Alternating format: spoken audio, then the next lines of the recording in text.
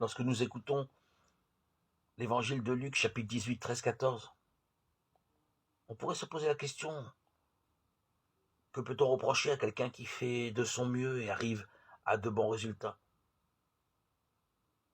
Ce jugement de Jésus est à bien comprendre.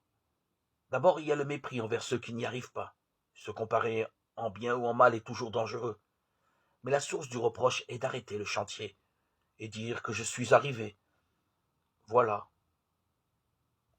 Cela revient à briser le lien avec Dieu, comme si ce dernier avait donné un coup de pouce pour se mettre en route et laisser aller ensuite. Dieu comme horloger qui remonte la pendule. Ce qu'on apprend avec Jésus est une heureuse dépendance, un compagnonnage sur le chemin. Selon la formule de l'apôtre Paul, ce n'est plus moi qui vis.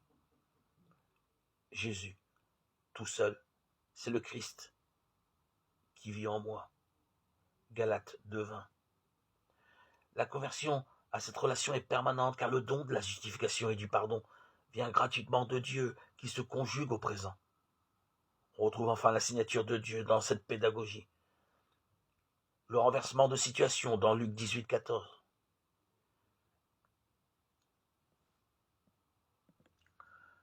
Quand ce dernier redescendit dans sa maison, c'est lui qui était devenu un homme juste plutôt que l'autre. Et cette dernière parole est reprise tout au long de l'évangile.